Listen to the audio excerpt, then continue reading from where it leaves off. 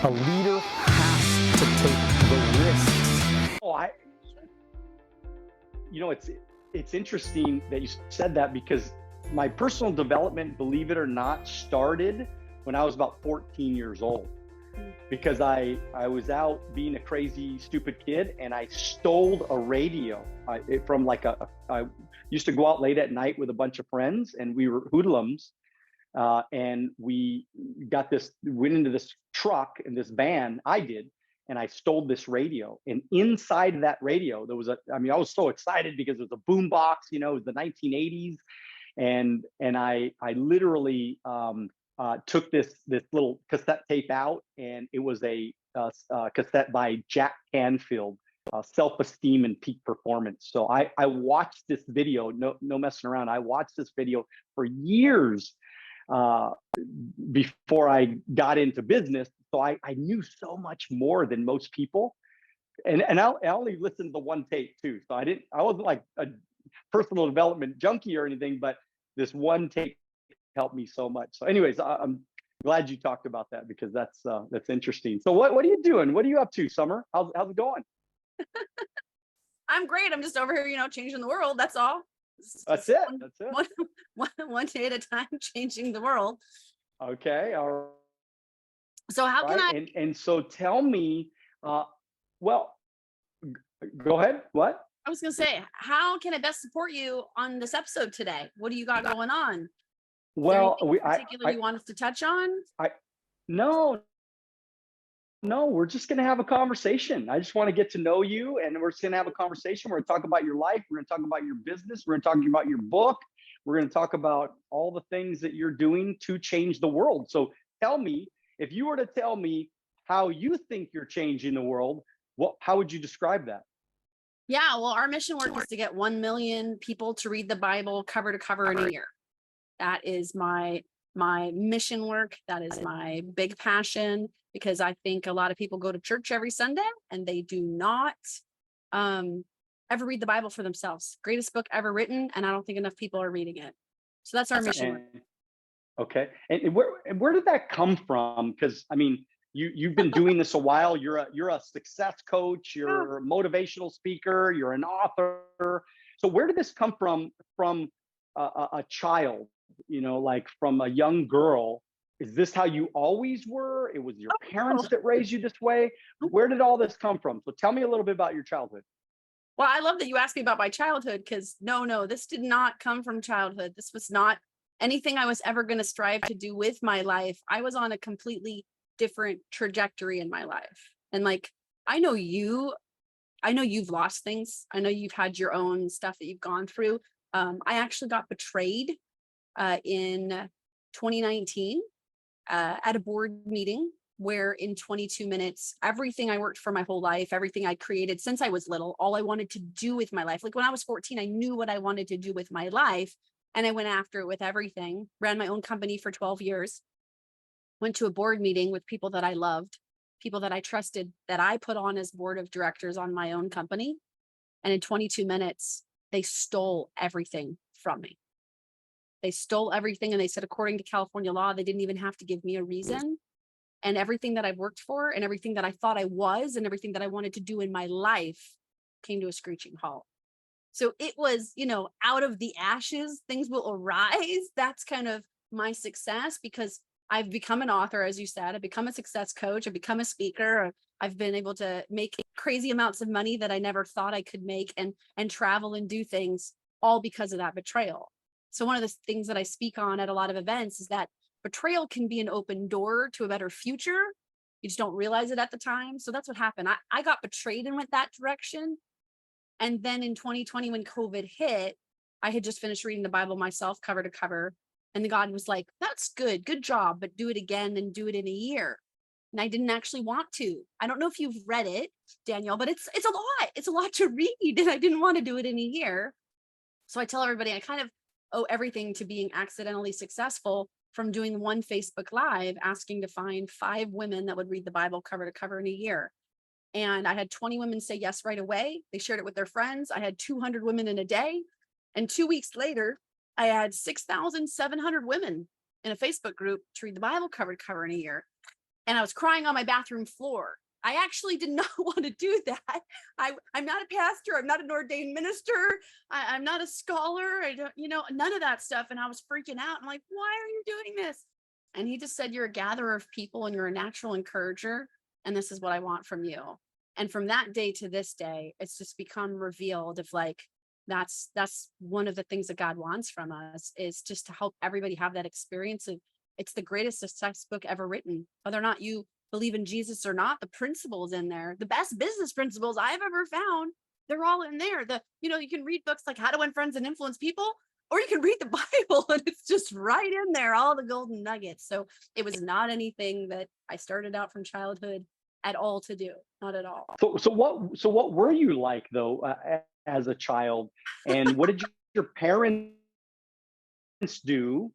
I mean, because this, to me, this is almost like I've been doing, I think I have 200 plus episodes of the podcast, and we've been doing this for quite a while. And I'm always very, very interested in how people grew up, because what I'm trying to do is I'm trying to get people to see that it's not just the chosen few that can be successful or, have the freedom, choices, and options.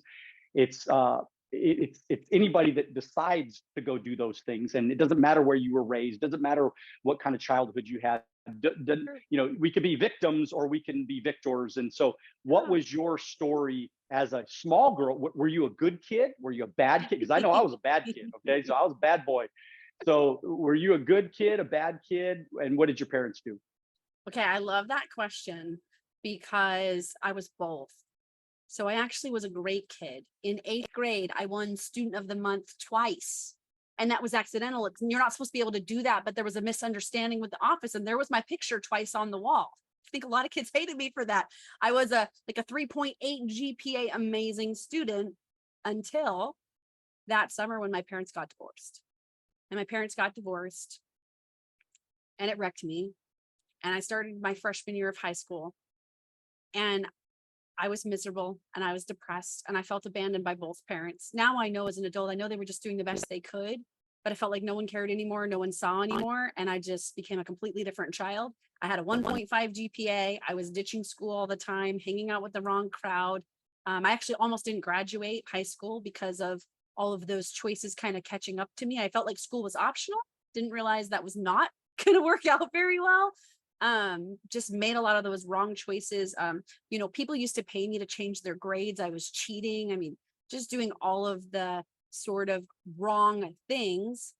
And I feel like I only graduated high school because there was one counselor that believed in me. And he created, as a senior, I had to go to 0 period PE with the freshmen. Like it was horribly embarrassing. And then they created a study program for a 7th period just so I could actually graduate. I had really great parents. I was raised in LA.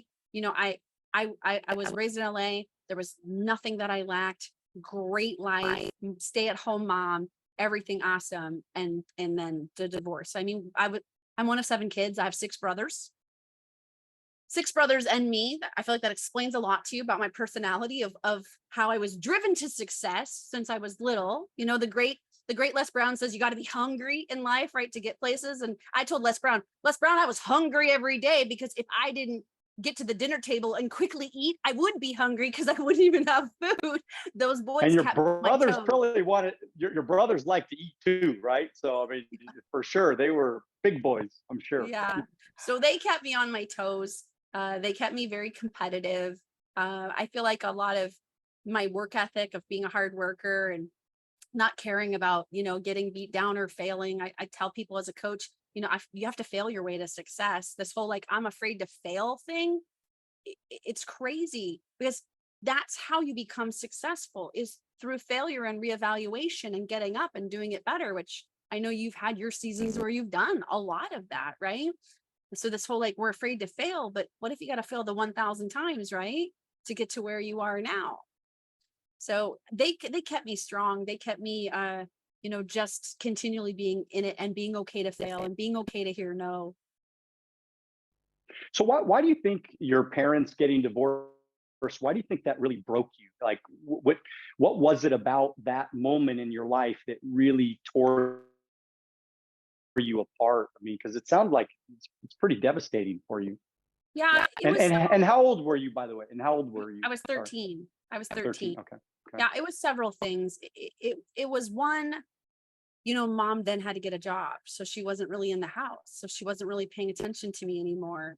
And dad wasn't in the house. And one of the mistakes my parents made was they didn't force me to go to my dad's every other weekend. I felt like being at my dad's was too painful. And I wish they would have made me go. So I stopped seeing my dad at all. Like suddenly my dad wasn't even in my life. Now my mom's working. My mom had no clue till I was almost a senior that I'd failed anything. She didn't ask to see my grades. And when she did, I forged them. So, she didn't know. So it was both of the parents really not being in my life anymore. And I know they were doing the best they could. And the second thing is where I was born and raised, there wasn't a lot of divorce. And so people didn't know how to handle it. And everybody in my life, from my friends to adults, to people that we would interact with, they were treating me different. And it was even from that, like, hey, are you okay place? And I felt like I couldn't just be me anymore. I couldn't just be Summer Day that showed up and was treated the same. I felt like everywhere I was going, people treated me different. It may be why I just decided to be different. I started dressing different and talking different and cussing all the time because I didn't want to be me. I didn't want to be me anymore. And I didn't like the way that the world was treating me. And everybody meant well. It's kind of like when someone passes away. I've learned that people, when somebody passes away, they get tired of hearing, I'm so sorry. I'm so sorry. I'm so sorry. They almost like they want to be able to still be partially them without being reminded of it all the time. So I was reminded of it all the time. It was embarrassing because people weren't getting divorced back then. And I was like the only kid I knew at school. And it was embarrassing a lot. Tough. And so you go and you write this book called Fire Your Fear. Great title, by the way. And what is this about? I mean, why did you write it? Maybe give us a couple of ideas from the book that you feel our audience. And by the way, just so you know, our audience is a bunch of young, motivated, inspired entrepreneurs, business people, small businesses, some big businesses, and but that's pretty much who you're talking to today. And so how can this, because I know this book is perfect for this audience, so how would this relate to a bunch of us out there? I'm so glad that you asked that question. I talked a little bit about my childhood, right? And I was very debilitated from fear then. That really changed a lot. It threw me into depression. I had anxiety. I've gone through my own journey way before even losing the company. But losing the company, what I realized is that, well, most people are stopped by fear. Most people in this world are not pursuing their dreams. And it's either they don't have the vision, but I think your people probably have vision. If you've got motivated people, they have the vision, but fear is coming in and stealing that, because fear shows up in a lot of different ways. Fear for me would show up and I would be angry all the time. I was full of bitterness and unforgiveness and resentment. And so I realized that people are walking around and fear's crushing them. And if they could just learn to fire fear, they could be unstoppable. If they could learn to step out of that, if they could learn to walk in forgiveness, if they could learn to understand the power of their words, they're speaking these things every day and they're just feeding the fear.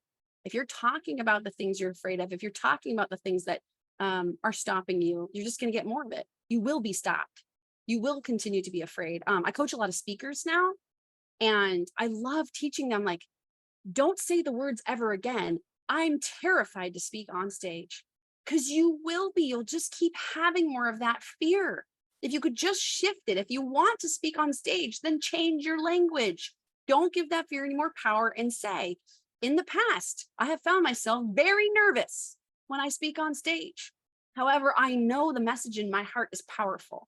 And I know I can choose to be courageous. And it's incredible when they just shift the way that they speak about it, when they just literally fire fear and not give it any more power, their whole life changes. I know that you are a huge fan of mindset. I've heard you talk about like mindset being important. The number one thing for shifting out of fear and firing fear is mastering your mouth, is realizing everything coming out of your mouth. So see, I think your mouth will always program your mindset. everybody's talking about mindset. Well, you can do all the mindset training in the world. But if this is speaking and things coming out of it are not lining up with your mindset training, it's not going to matter. Mastering your mouth and the words coming out, your mouth's always going to program your mindset. So in firing your fear, that's what I'm going to walk people into is you've got to walk in forgiveness. You've got to learn the power of what's coming out of your mouth and how you're programming yourself every day. So so it's almost like the whole, whatever you think about becomes your reality. I mean, this is, I talk about this a lot, and whatever I'm thinking about, whatever I'm talking about, whatever I'm putting out in the world, in the universe, ultimately that is starting to create my reality, my world. And also it creates the relationships that are coming in and out of my life as well. I mean, if you're not respecting people, if you're not treating people kindly or treating people well, or letting people know that they're important to you, or letting people know that you appreciate them, that they mean something to you. I mean, people are slowly just kind of exiting your life, and you don't even know why they're exiting your life, but it's because of the ideas, the thought, the way you speak, the way you talk, that is either pulling people towards you, or making people leave you or repel from you, right? Yeah. So is this kind of what you're talking about? Is this a little bit? Yeah. Does that make sense? I love the quote by Henry Ford. A lot of people know this quote, right? Whether you think you can or you think you can't, you're right. And my spin on it is whether you speak you can or speak you can't, you're right. Your brain's a goal-crushing machine. Your brain, I don't speak the science language, but it's actually designed to prove you right. And I'll give you an example. This is something that people say every day and they don't realize that it's actually getting in their way is I'm tired. I don't know how often people are like, how you doing today? Oh man, I'm tired. I was up late. I was this. I've never met a person that said when they said I'm tired, they suddenly had more energy that day. Like the tiredness went away. It doesn't. When you say I'm tired, you just have more of being tired, because whether you speak you can or speak you can't, you're right. And your brain is like a captain of a ship, right? Your brain is designed to send out the crew to bring evidence that you're correct. You say, I'm tired, and the captain goes, go. And then the crew's like, oh, yeah, she stayed up late. Oh, her 5-year-old daughter woke up throwing up. Oh, she was at a conference all week. Yes, she's tired. She's right. If you just stop saying that, when people ask me now, like, hey, how you doing? Did you get sleep? I said, I got all the sleep that was intended. I'm great. I'm fabulous. I'm alert and ready to go. Even if physically I don't feel that way, my brain's designed to prove me right, and it will do that. I will suddenly find that I will have the energy I needed. I don't have to take a nap. I get through the day. But I used to be sicker than anybody else I know. I used to have health problems. I used to have to take naps. When I stopped saying that, one thing, and when I stopped saying I'm tired, my whole world shifted. So I know some of your listeners right now, you guys are saying, I'm tired. You're saying I'm stressed out. You're saying I'm overwhelmed. And let me ask you this, are you getting more of that? Are you right about what you're speaking? It is so easy to just shift out of those words, and you won't be creating that in your life anymore, because your mouth will always program your mindset. The two most powerful words in the English language are I am. And whatever you say after I am is going to be your reality inevitably. And so the pushback on that though is that, some people are going to come back at you and they're going to say, well, Summer, I just want to be authentic and I don't want to lie to myself. And, so many people are liars out there, and so many people lie and they act like they're, everything's sunshine and rainbows, but it's not. And then it's not authentic and it's not real and blah, blah, blah. So how do we come back on that one? Oh, good question. I love it. I love it. Can I just squirrel really quick and tell you how much you remind me of my older brother? I feel like I'm just hanging out with my big brother, Tom. I just love it. I think I love Tom. He's a great guy. We're going to get together. I love this question. I'm in Newport Beach. So I'm in Newport Beach. So tell Tom if he's in LA, we can go and have lunch, man. Anytime. I love it. I would love that. That's awesome. So I want everyone to be authentic as well. I want everyone to be authentic as well. And so, yeah, you can be tired that day, or you can be overwhelmed that day, and you can phrase it in an authentic way. So for me, if I'm going to talk to my husband and I realize I have so many things for this deadline today, instead of telling him I'm overwhelmed, right? Because you said the two most powerful words, I am. I'm going to phrase it in a different way. And I'm not going to say I am overwhelmed. I can say my body is feeling like it wants to be very overwhelmed right now, but I'm going to choose different. I'm going to step into confidence that I can get done what gets to get done today. And that I know it'll work out well. What I don't finish today, I can finish tomorrow. So exactly what you said is you phrase it so you're not putting the I am. If I am feeling tired or I am feeling sick, right? I'm going to communicate that. I'm going to be authentic, but I'm not going to wear it like a label. I'm not going to say I am tired. I'm going to say I'm feeling right now like my body does not want to get up and go. And I don't have time for that. I got people that I got to work with. I got goals to crush. I got a world to change.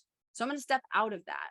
So you can be authentic. Just be mindful of the labels you're wearing with those two powerful words, as you said, I am. And I think that, I don't know if you've ever heard of, or if you've ever listened to Dennis Prager before, but I love Dennis Prager. Mm-hmm. One of my favorite great people. I've listened to him for, over 20 years, I'm sure. And, one of the books that he wrote is, I forget the exact title, but I believe it was, you have a duty to be happy, happiness. And he talks about happiness.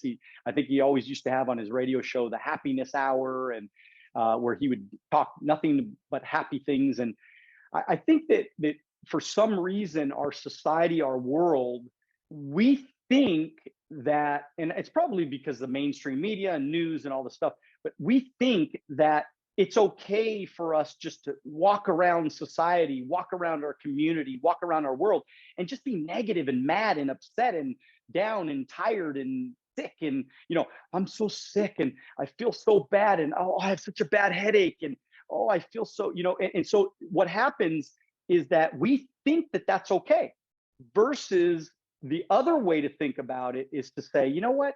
I have a duty. I have a responsibility as a fellow human being living here on earth. I have a duty to be as happy as I possibly can. I mean, obviously there's some things there's exceptions to every rule, but for the most part, when I get up in the morning, I'm pretty happy. I say great things always happen to me. That's my little line that I've been saying for years. Great things always happen to me. And so it's funny how I don't ever really get sick. I'm kind of getting the chills even talking about this right now, because it means so much to me that I maintain that feeling that, I just believe good things are going to happen. And again, it's amazing how I'm kind of lucky. It's amazing how nice people are to me. I mean, I leave my house and people are friendly to me. If I feel like so many people like me around and they like me and they say nice things about me, and they're, it's been a self-fulfilling prophecy for me, because let's be honest, right? Great things don't always happen to me, because I get stopped and get a parking, or I get a ticket, or I get a parking ticket or something. Bad things have happened in my life, but I just choose that it's just better just to be optimistic. And I get up every day and say, great things always happen to me. And 99% of every day, great things always happen to me. So I don't know. What do you think about that? I love it. I love it. I told you earlier, I've listened to a lot of your episodes and I'm like, this guy and I are on the same page. You are going to have more of that if you're speaking that every day. Most people don't realize that. We get asked the question, how are you doing today?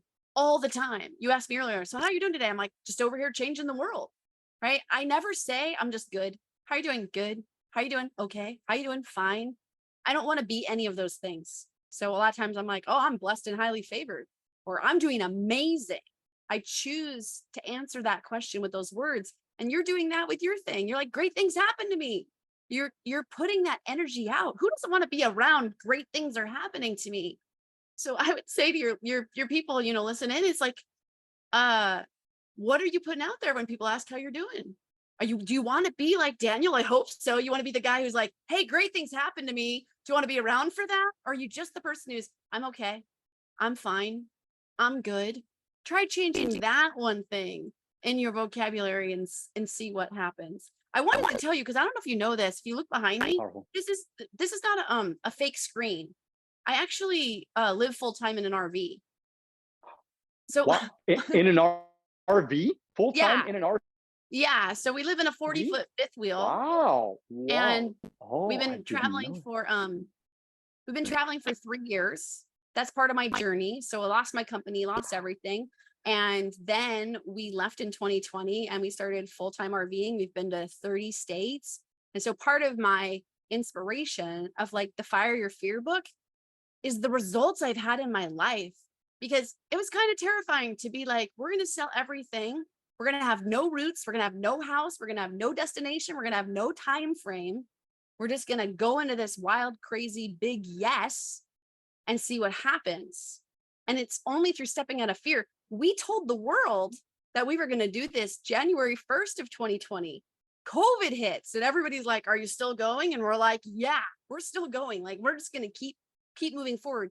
We had to have garage sales as Facebook Lives because you couldn't do a garage sale. I started selling my stuff on Facebook. I'm like, anything you want, just name your price. I'll ship it to you. I don't care what, because we knew we got to get in the RV. So part of why I'm so passionate about helping people crush fear is because on the other side of it is an amazing life. When you say yes to life and you go all in on crazy things, it's like the whole world gets behind you. I meet so many incredible people, and it's like you're like, you got your line and people want to be around you. As soon as I say, where are you from? Well, I live full time in an RV. People are like, what? I need to know you. This is incredible. So part of the book is like, I've been able to inspire people with my own walk and the own crazy things that I've done that I know they want to. And your first step to living that is you got to fire your fear. You've got to stop the things coming out of your mouth. When I was betrayed, I had to stop talking about the betrayal in order for me to get pulled out of that depression. And I was depressed for quite a while over it. I had to realize I had to stop talking about it. And I had to talk about the things that I wanted to have in my life. I had to talk about the great things coming into my life. I had to decide to make the decision of what I was going to do. What did I want to create? Who did I want to be on the other side of that betrayal? I wanted to be an author and a speaker and a coach and all those things that I am now. But it started with stopping the other stuff and speaking the things that I wanted to see and have in my life, which I love. Who's your husband? Who is your husband? Like, I want to know a little bit about your husband and what did he do? And Sure. because that was, he's a crazy dude. I couldn't imagine. Yes. It's awesome. I mean, I think it's awesome and brilliant and amazing, but it's definitely crazy. So tell me about your husband. Yeah. Well, we always say it takes crazy to change the world. So that's the kind of crazy we are. I've been married for 18 years. We have 3 girls. So currently they're 14, 10, and 6. And we've been doing this for 3 years. My husband, actually, when COVID hit, my husband was in the entertainment industry for like 20 years. When he was 18, he started working with Neil Diamond on a private jet tour around the world. He was the low-end lighting tech. And so he did a lot of touring, and then he did big corporate gigs. When COVID hit, he was the head of lighting on Dancing with the Stars. And then he was head of Amazon's 100,000 person event that they do in Las Vegas. So when I say we went all in, I was not a coach or a speaker or an author yet. I had no job. When COVID hit, my husband lost every gig that there was, and we were going to travel on his income because he could go to Vegas for 3 weeks, make a lot of money, and then we could travel for like 2, and then he could go somewhere else for a corporate gig. So that was the plan. So when I say we said yes and we weren't detoured, even when he lost his job and we were like, we don't even have an income. We don't even know what we're going to do. We still pushed forward into the crazy. And it's been a wild ride. My husband taught himself, he's really good at tech, all things tech. So he ended up teaching himself like how to do podcasts, how to run podcasts, started running podcasts for people. He does the back end of all of my stuff. So we're in the middle of a Facebook challenge that we've been doing for speakers, and he runs the whole tech side and all the music and the sound and streaming into Facebook and all the stuff for that. And then we do live events. And of course I have this like tech ninja that runs all of our live events. And then he's a certified funnel builder. So he builds funnels. So he reinvented himself as well and taught himself how to do all the skills that would be valuable on virtual. So we both work virtually. Occasionally we do in-person live events, and it gives us the opportunity to just travel and do all the things. So He's pretty awesome. I'm glad you asked. He's basically a badass. So He's give like him a a high really five big for deal. me, because I mean that's everything, man. I mean, you have a partner, I mean, that's willing to back you up and to go all in with your dreams and to be that motivated to help you build something. I mean, because that's motivation. You know, he's like learning new skills so he can help you become successful. That's like a dream of every entrepreneur in the world. So you are a highly favored woman, highly favored person to have somebody like that in your life. So give him a big high five. So your motivation to create Fear into Faith podcast, tell me about that and how's that going? Yeah, Fear into Faith is our brand, is our company, our events that we do, our live events is Fear into Faith Live. I just realized I was giving this shirt away. So I'm actually, I don't know if you can see it. Here you go. That's our brand. Beautiful. Wearing the shirt today because I gave it away at the challenge. You know, it goes along right with the book, Fire Your Fear. Fear is such a big deal and people don't realize it. And the people that learn to crush fear comes upon us, right? Courage is just, you feel the fear, you do it anyway. You don't let it stop you. You don't let the betrayals, the breakups, the heartaches. I know you've walked through lots of stuff, right? You don't let those things stop you. You feel the fear and you make the decision to go past that line onto the other side. And on the other side is faith. And when you walk in faith, it's fun. It's a great way to live. All my friends that like live this way, where they're like, you know what? We get kicked down, we get knocked down, but we don't stay down. We get up fast. We move forward. We make the decision that we're going to have a great day because great things happen to us.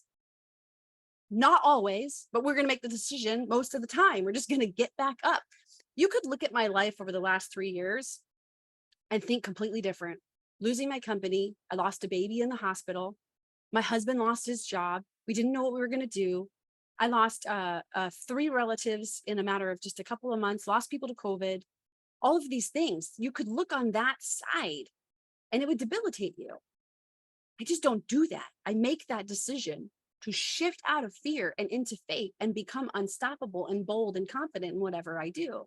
So the Fear into Faith brand for me is it's everything. It's the way that I want people to live. And I've coached hundreds of women through our Fear into Faith Academy program.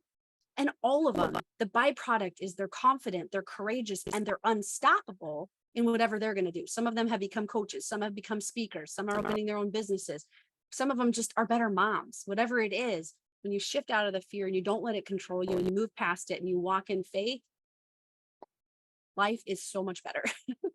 You know, I mean, you're absolutely right. And I think what's going to happen, and I love your message because I like the optimism and I like the mindset, the power of that mindset, because the truth is we're coming into a season. I'm in the investment business, insurance business, so I know a lot about life insurance. I know a lot about actuarial tables and, you know, where this world is going, and of course, just going through COVID. And I know, based on the baby boomer models and generation, the you know, there's going to be a lot of people that are not going to be here 5 or 10 years from now. People are dying at a more rapid rate right now because of just old age, right? They're getting older. And a lot of people don't realize too, I'll throw in this little idea. People don't realize that when you retire, you die. Okay. So one of the worst things for people to do is retire, because then, and I even have this issue in my life, because I mean, I've been financially independent since I was 28 years old. So I've always had to continue to stay busy. You know, even over the last couple of years, I actually worked less and less and less and less. Mm-hmm. And I always, that's why I wrote a book. That's why I got a podcast. That's why I still do live events. I still coach and teach and on the phone. And I'm always doing something, because, you know, when you stop working completely, it's people are going to die. So believe it or not, a lot of these people that are retiring, because people are retiring, I think it's every 8 seconds somebody turns 50 years old or something like that. And so, you know, as it's happening right now, the population is aging, at least this baby boomer generation.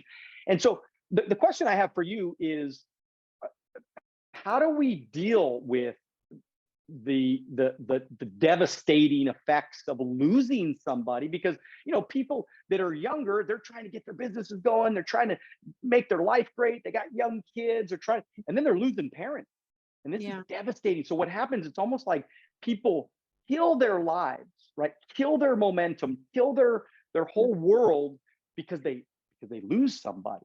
Yeah. And so how do we deal with that mentally? How do we deal with that? Oh, that's so good. You know, my grandpa was my hero, and I lost him about a year ago. Just my absolute hero. And what I would say to that is, it's really important to give yourself time. It's really important, actually. I feel like we don't deal with grief very good in this country, to be honest with you. You know, like in Israel and stuff, like they'll still like wear all black for like a year. And so they could go to like a Starbucks and people will see them in all black and they'll just know. And I feel like we're here and the woman in Starbucks could have lost her husband yesterday, but none of us will know. And how sad that is. So the first thing is you got to give yourself grace above anything, to know that you're walking in a season. I give myself time. When I go through stuff, I make a decision. And sometimes my husband gets me cranky because he knows most things I don't want to give myself more than 5 minutes to be upset about. And so sometimes he'll say to me, you know, you're past your 5 minutes. Do you still want to, like, you know, be about this thing? And I'm like, oh, you're right. Losing my grandfather was more than a 5 minutes. And I got to decide, when am I going to take some rest? When am I going to block out my schedule? Which calls am I going to cancel? And I feel like I gave myself a couple of weeks. I had people cover some of my calls. In the end, I didn't need it. My grandfather's 95. He lived an incredible, blessed, and amazing life. But giving yourself time, I've had friends lose their husbands and stuff in the last couple of years, and there's not enough grace on that. Being honest also with people, making sure that you are not trying to just, you know, suck it up and be okay. Have those choice people in your life. I still do. I had a rough morning this morning. I had to call somebody, be like, can you get me out, snap me out of this? You know, we call them shield maidens. I have my shield maidens. I have my girl tribe that I can just call and go, like, depression's about to kick my butt. Because I would be even as a mom, I'd be depressed and I'd stay in bed for days, not caring that my kids are just eating Cheerios out of the box. Now I know the secret is I can't stay there. I got to have my 5 minutes and move on. And if I can't move on, I've got to call in backup and not be like afraid of them going, oh, they're going to judge me. I got to be like, I just need backup. I just need prayer. Can you talk me off this ledge? Could you just speak some good stuff? You know, Daniel, you'd be great at that. Could you just tell me great things are going to happen to me? Right? You got to have those people like Daniel in your life that you can call. If you don't, you got to have people like Daniel in your life who has a podcast or a show that's going to inspire you. You've got to listen to stuff that's inspiring. Man, I've listened to Les Brown more times than I can count. He's the one that inspired me about talking about fear. That guy talks about fear more than anybody else I know. He's like the head guru on crushing fear and why it's important to not make agreements with fear. So I'll listen to Les Brown. If you can't call that shield maiden, if you don't have, then get something good coming into your brain.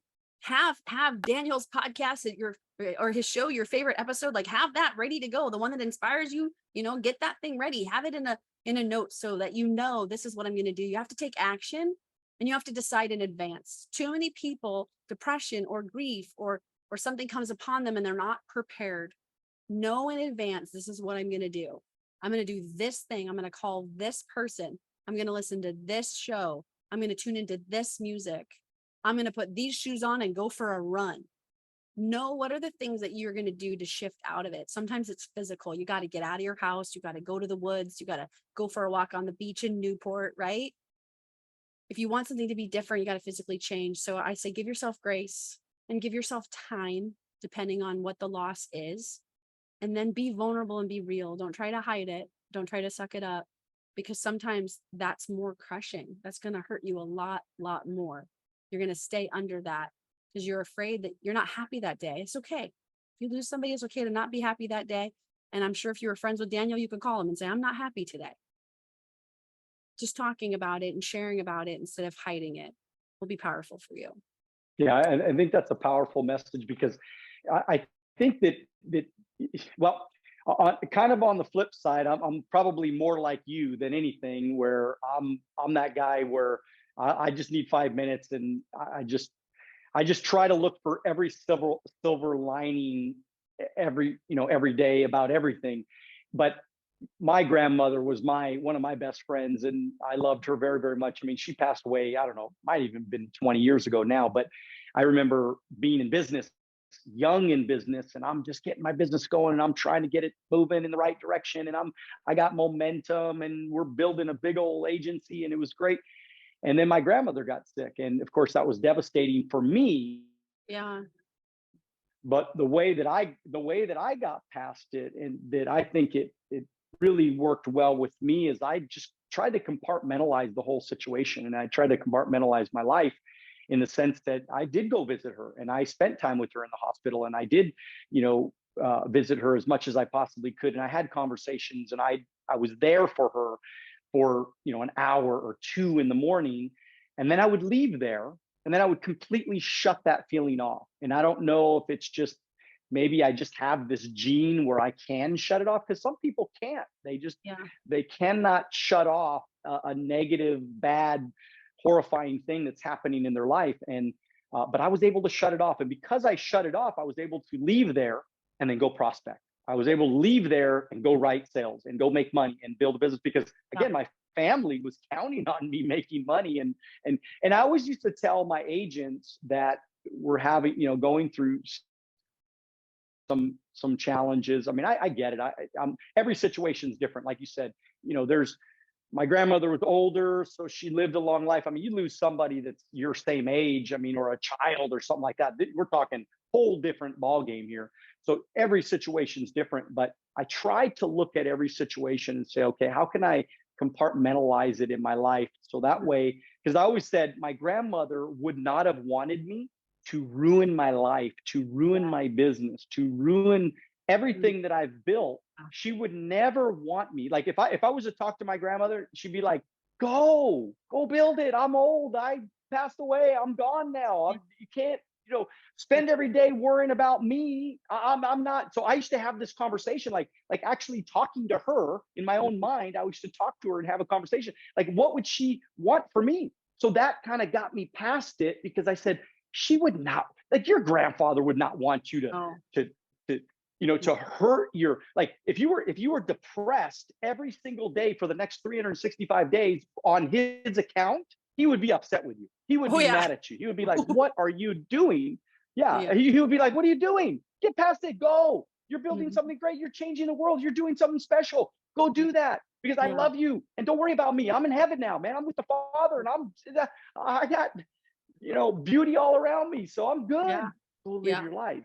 Go do great things. Bring more people to the Lord. Do your job. Be great. And so I think that's a thought of how I was able to get through some of those things. Because I know you talk a lot about mental health and religion, and how that's kind of like, is that something you talk about sometimes? Like just how, religion and mental health, like they're intertwined, and we got to learn that we can be helped in our mental health if we just maybe but get a little bit closer. Yes, but I don't use the word religion, to be honest with you, because I just feel like there's so many people that have been burned by the church. I am all about relationship with God. And that's why I'm all about having people read the word, because people are just showing up to church on Sunday to check a box off, and to have this man or woman from the pulpit tell them what's what. And, what about that guy and all his flaws and all his sins? And, so many of them they got all their own secrets going on, right?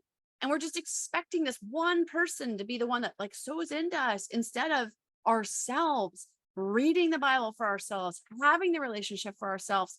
And I've toured all over this country, and I've been to churches everywhere. And when people are like, oh, I've been burned by the church, I'm like, no, you weren't. You were burned by people, because this church is different than this church is different than this church. And all the denominations confuse me, because I can go to a Lutheran church over here and a Lutheran church over here, and they're different. It's a different pastor. It's a different board running the church. And so I try to stay off the religion thing, but yes, like absolutely, there is so much to being in a relationship with God and prayer and mental health. I mean, yes, my faith is like everything to me. I I don't know how people get through the hard stuff. I don't know how people get through the loss. You said getting grandpa's up in heaven. Like, I wouldn't know how to get through that if that wasn't really my deep belief of like, you know what, I'm going to see my grandpa again and he's okay. So absolutely 100% they go together. And the root of all the coaching and everything that I do at the end of the day just goes back to the word of God, goes back to the kingdom. I also don't like the religion label, because I'll be honest with you, I follow the teachings in the Bible of like how Jesus tells you to treat people. And there's a lot of people out there with the Christian religious label, and they don't do that. They're judgmental and they're horrible, and they're not treating each other good. And I'm like, I don't know what Bible you read, because Jesus was really easy. Like, just love your neighbor as yourself, love God, like the end, right? It's really, you're just mucking it up. And I feel like, so I stay away from the religious term because of that, but yes, absolutely fearing to faith for sure. I appreciate you asking me about that. But I've seen people born and raised in the church, hurt by the church, but then they can have their own relationship. They can read the Bible for themselves. They can read those scriptures, interpret their own meaning instead of relying on a man or a woman to tell them what it means.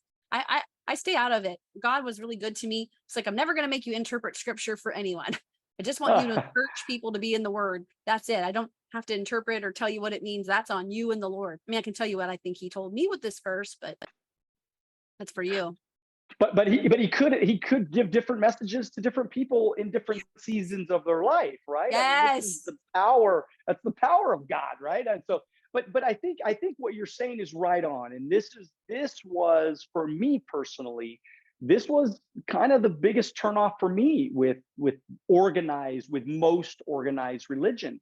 And so I really totally get what you're saying. I understand what you're saying, because it makes a lot of sense. I remember, because I've been, thousands of appointments throughout my career in business, and sitting down with people that profess to be such hardcore Christians, hardcore churchgoers, and then you saw their life, and you saw how they treated people, or they treated their kids, or they treated their just even me as a guest in their home, just trying to do my job, right? I'm a financial guy. I'm just trying to give some ideas. I'm completely nice.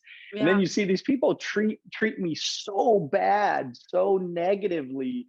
So, and then just throughout the whole presentation, they would be so negative and so, just not nice people. Not that, if you don't buy from me, that's okay. I'm not worried about it, but still, at the end of the day, we should be just showing fellow human beings dignity and respect, and be nice to another human being that's in your home, right? And you see some of these people, and so I, again, as a young kid in business that's trying to get my business going, and I saw so many people, and I said, wait a minute, I've never read the Bible cover to cover. Before, I listened to audio. Maybe you'll be Bible inspired. On audio. I don't know. Maybe I'll be inspired right now.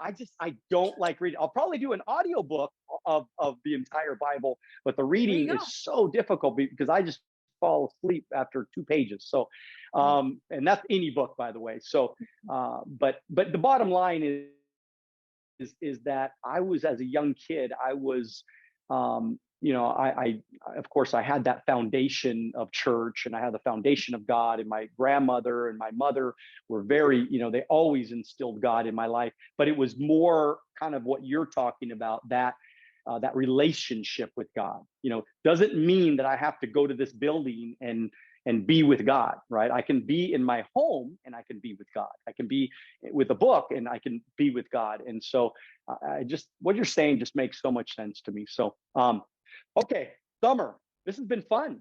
I mean, this is like, we've been jamming. Here I want to hang out. I'm gonna be in Newport. I'm gonna be in Newport in June. I'm gonna come hang out, take you to lunch. If it's early June, then that's great. I'm traveling after June 14th, but if it's early June, then yeah, man, let's all hang out and we'll have a nice lunch. But yeah, tell us a little bit more, because I know there are men, there are women, there are tons of people that are watching, listening on iTunes, Spotify. They're watching on YouTube right now, and they're saying, I like her. right? I want to get to know her. Like, I want her to give me some advice about life or coach me on how I can take my business to the next level or whatever. And, or just even just somebody that I can reach out on DM or whatever. How do we get a hold of you? How do we, connect? Yeah.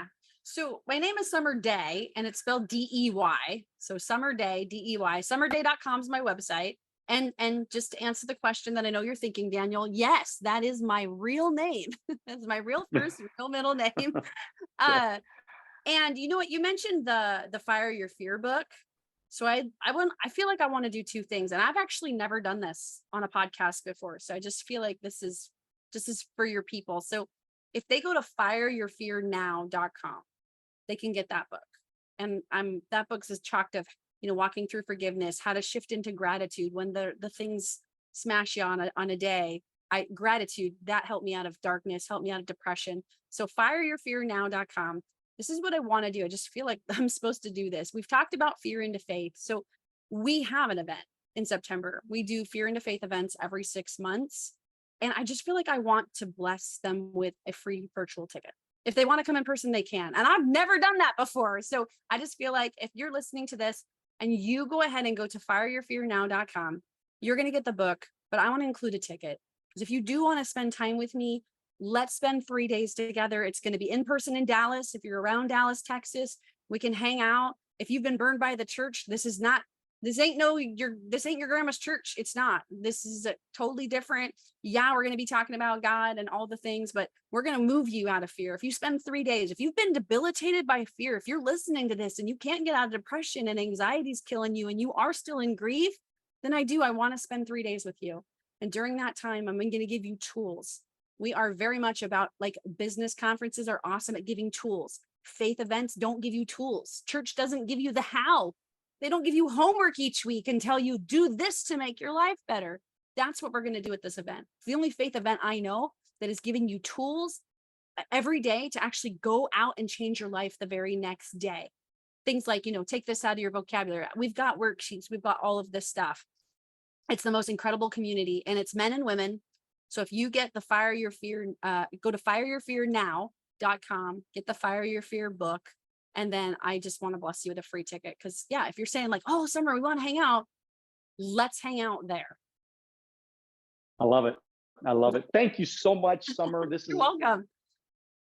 Has been so impactful. And I know that we got some great little tidbits and ideas and nuggets to kind of take our mindset to a different level. And you're a very valuable person I feel, in this world right now, especially right now. You're a very valuable person. People need to understand that what you're talking about matters. And we all, including myself, we all need to continue to grow our mindset. We all need to continue, because look, I get negative sometimes. I'm not, sunshine and rainbows every day. Every day is not perfect for me. I have down days. I don't feel, everybody thinks that every day is perfect for Daniel. No, not even close. I make a lot of mistakes. I say the wrong things. I catch myself. But the truth is, this is why people like Summer are here, because they remind us of things. It's just, we're all of us coaches. We're just reminders. We remind you of things you probably already know. Most of the stuff that a lot of us talk about, we already probably knew it.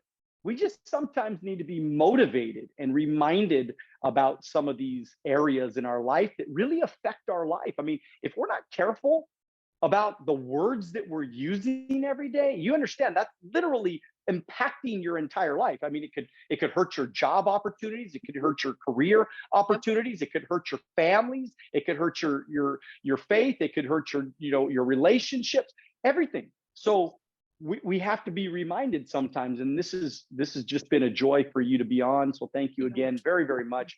Appreciate you and all the great things you and your husband are doing. You guys are both badasses, okay? But you got to tell him I said he's a badass. I will. And with that said, everybody, one other thing, just make sure everybody that's watching, listening, go and DM Summer Day on her Instagram.